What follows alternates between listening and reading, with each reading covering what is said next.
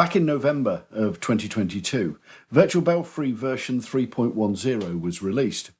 Now, this is another significant update to the program, and in this video we're going to have a look at the differences between 3.1 and previous versions. So a quick whistle-stop tour through the Virtual Belfry interface.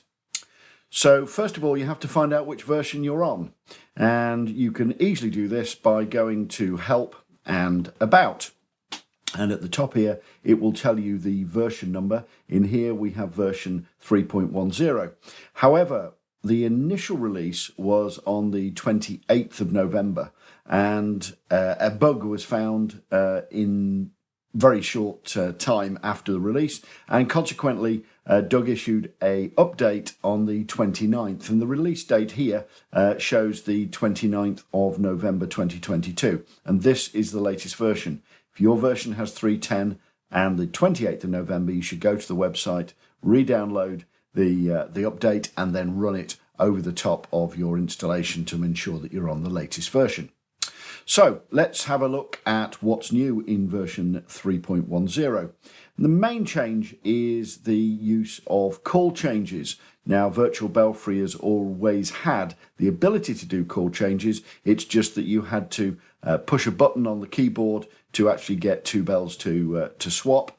Now, the call change system has been automated. You have a new button here that's called Automatic, and you have a method of creating your own call change routines.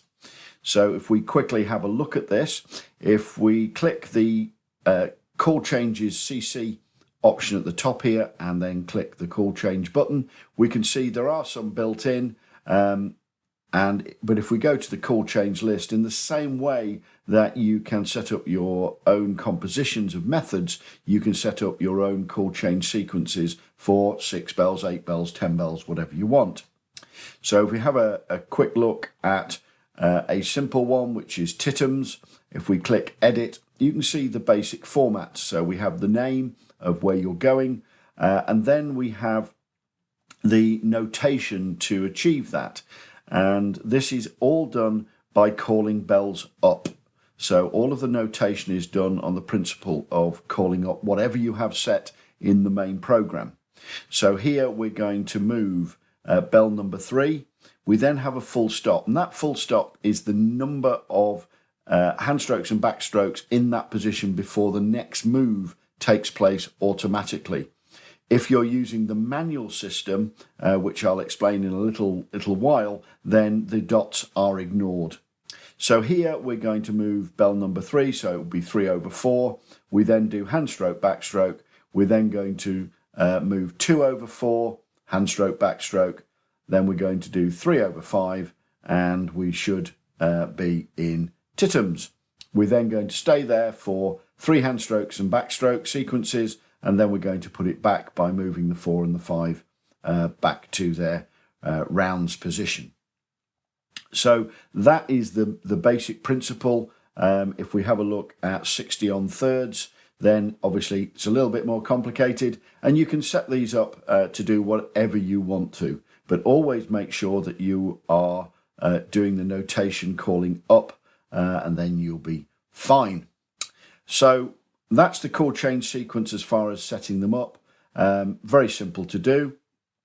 You can then choose which one you're going to do.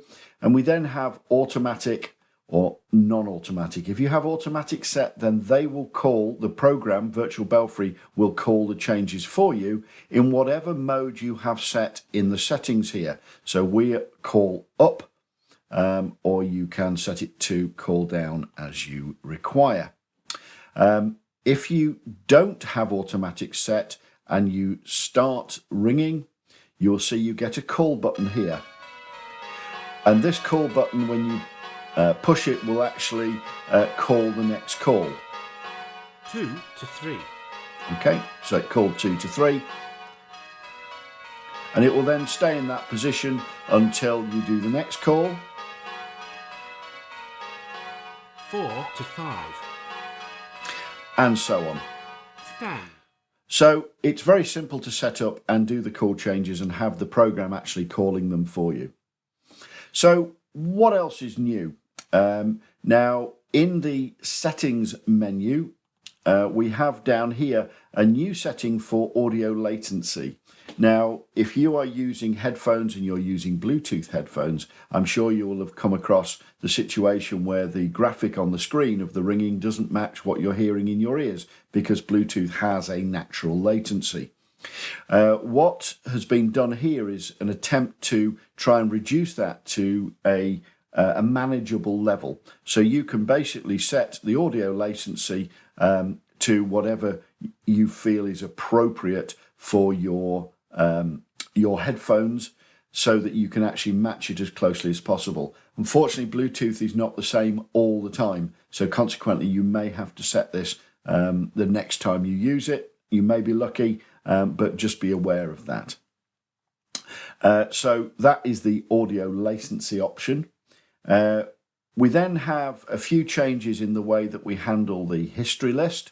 So on here, if we look at some saved results here, we can now sort this list by clicking the headers, in which you can do with most programs. So you can sort by when it was rung, the description, the length, up or down, number of bells, etc., etc. So anything within the history list you can now sort, which is actually quite useful to find things that are relevant.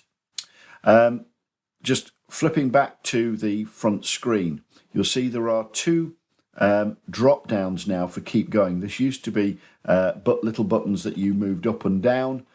We now have a list from 0 all the way up to forever, and on the same for the whole plurals of rounds at the end. So it used to be when you got to the end of a method, as soon as the method ended, it would call stand. What you can now do is set this to a number of whole pulls of rounds before stand is called, which is more realistic with the way that ringing actually happens in real life. The autosave option for the history list, that has been moved onto the front page, so you can actually easily see that you've got autosave turned on. It was that if you had it turned on in the old history screen, it used to be here. What would happen is you would leave it on and you have a session in the tower where you're starting and stopping, and suddenly you've got a great big list full of rubbish in your history list, which you then have to manually go and remove. So autosave's been moved to the front of the main settings screen. If we just go to history, you can now have a minimum length for auto-saving for simulator ringing and for real ringing. So if you are analysing real ringing, for example, and you do 2 lots of rounds and suddenly someone crashes out or whatever, then you can stop, restart again. It won't have saved the previous one. So you need to do 6 full pulls before it will actually auto-save that touch.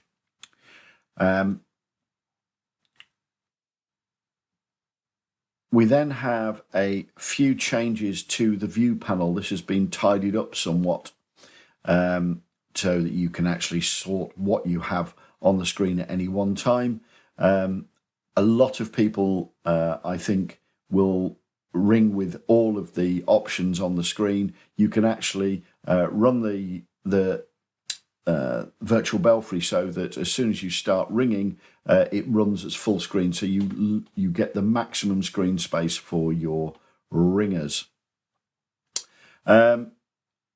That basically covers the major updates in 3.1. There are a few bug fixes. There were some problems with COM ports which have been resolved. You now can have a COM port greater than number 9. There were some issues around excluding blows when you were working in real ringing. Real ringing is something which I think it's worth doing another video for, and I'll look to do that to get some examples and then show you how you can actually utilize virtual Belfry to analyze real ringing.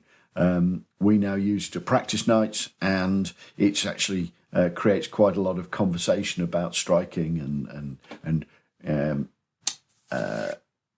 who went wrong where is probably not a way, because that's a negative thing, but it allows people to see where they perhaps didn't get quite to the front, or they didn't quite get up to the back, and it's a very useful way of looking at the ringing on practice nights. So that's about it. I fully recommend that you update to the latest version 3.10. All updates with Virtual Belfry are free for licensed users. You just have to go and download the right one from the Virtual Belfry website and install it over the top. It won't overwrite your settings, so everything will still be there. But I hope that's been useful, and I look forward to seeing you very soon.